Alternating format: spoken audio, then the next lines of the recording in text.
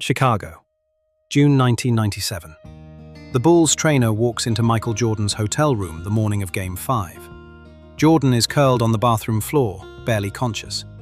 Food poisoning, fever of 103, hasn't slept, can barely stand. The trainer looks at him and thinks, he's done. There's no way he can play tonight. 6 hours later, Jordan walks onto the United Center floor. He plays 44 minutes, scored 38 points, game winner with 25 seconds left and the series on the line. Afterwards in the locker room, a journalist asks the obvious question. What were you thinking out there? How did you do it? Jordan looks up. I wasn't thinking. I was too sick to think. I just played. And in that answer, in that one sentence from a delirious man on the best night of the series, is everything you need to know about why you're stuck in any area of your life. You've been told your whole life that trying harder is the answer. Wake up at 4 a.m., grind more, push through, no days off. And so you did. You were told, that's how winning is done.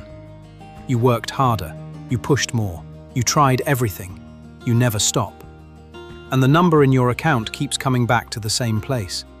Different year, different job, different level of tired, same ceiling. Why? Meanwhile, the people selling you the 4 a.m. alarm clock are still selling courses about the 4 a.m. alarm clock. Funny how that works. Augusta, Georgia, April 1997. Tiger Woods is 21 years old.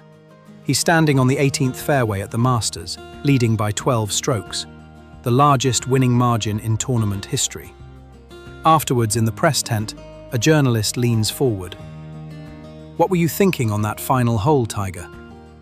Woods considers the question. I wasn't thinking about the swing. The swing was just happening. 2 decades of practice, thousands of hours on the range, every mechanic drilled into muscle memory. And his only job on that Sunday afternoon was to stay out of his own way and just go with his natural flow. He called it the zone. 2,000 years before Tiger Woods was born, a Greek slave named Epictetus said the same thing in different words. Seek not that events should happen as you wish them to happen as they do, and your life will flow smoothly. He called it victory by surrender. Not giving up, victory by surrender. Said another way, by flowing with the current, not against it. Jordan knew it lying on a bathroom floor in Chicago. Woods knew it walking up the 18th at Augusta. And somewhere underneath all the grinding and forcing and pushing, you already know it too.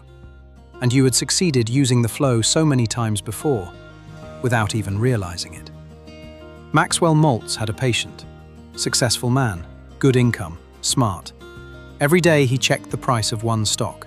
Not once, not twice, 32 times in a single afternoon. The price didn't move. The only thing moving was him. And Maltz watched this man, watched hundreds of people exactly like him, and noticed something. The checking wasn't helping, it was hurting. Every refresh sent one signal to the nervous system. Not safe, stay alert, shut down anything that isn't survival. Danger.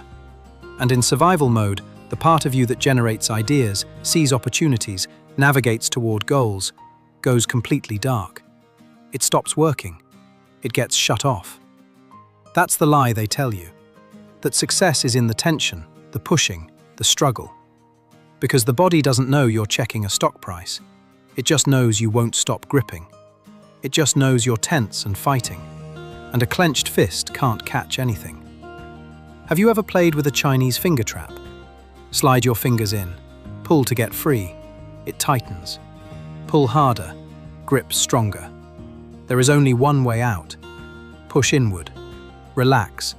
Stop fighting. And immediately, you're free. Your financial life works exactly like that. Force it. It locks. Trust it. It moves.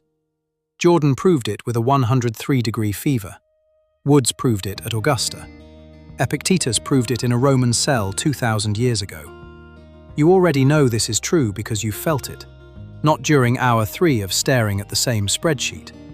in the shower, on a walk, driving with the radio on, when you were not thinking of it at all, when you were relaxed and just being.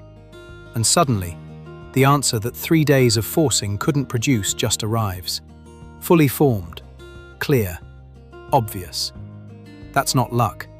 That's your success mechanism finally receiving the signal it was waiting for. Safe, expand, create, move. Here's the most useful rule Maltz ever wrote.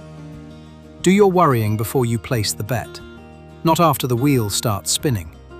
Before the decision, think it through. Ask the hard question. Look at what you actually know, then decide. And once it's decided, stop. The wheel is already spinning. Worrying after it starts doesn't change where it lands. It just burns the fuel you need for the next move. Before, not during, not after.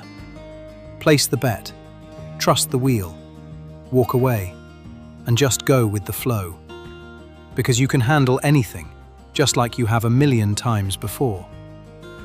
Paul McCartney woke up one morning in 1965 with a melody already playing in his head. Fully formed, complete, just there. He was so convinced he must have heard it somewhere that he spent weeks asking other musicians if they recognized it. Nobody did. He hadn't heard it somewhere. It had arrived while he slept, while he was doing absolutely nothing. He called the song Yesterday. It became the most covered song in the history of recorded music. Not forced, no grind, not ground out at 4 a.m., surrendered to. Here's your one experiment this week. Pick one financial decision you've been overthinking. Write down what you actually know about it right now. Not what you're afraid might happen, what you actually know. Tonight, put it down completely. Forget about it absolutely. Walk somewhere, cook something, watch something you've already seen before. Tomorrow morning, before you open your phone, before the news, before anyone else's noise, notice what's there. Listen to the voice inside as you wake. That quiet, clear thing that arrived while you were sleeping. That's the mechanism talking. It worked all night. It's your natural problem-solving mechanism. Because you finally stopped jamming it, forcing it. When you do this consistently, something changes. The self-image from episode 1 updates faster when you stop white-knuckling it. The servo mechanism from episode 2 navigates more accurately when you're not overriding it with panic. False information. The imagination from episode 3 produces clearer pictures when your nervous system isn't running the alarm, when it's in harmony with your heart. The false beliefs from episode 4 lose their grip when you stop gripping back. The rational thinking from episode 5 flows better when you're not forcing it. Jordan, Woods, McCartney, Epictetus, all of them pointing at the same thing. The mechanism was always working. You just had to get out of its way. And the financial ceiling you keep returning to, the one that felt permanent and fixed, starts to move. Not because you pushed harder, because you finally trusted the thing you spent years building. That's episode 6. Next week, episode 7. Maltz introduces the strangest idea of all. You've been trying to become someone new. You've been building habits, changing behavior, upgrading your thinking. But what if the person you're trying to become already exists inside you right now? What if you're not building something new, but uncovering something that was always there? See you then. This is Gary's Money Mind. Thank you for watching, and please like and subscribe for more.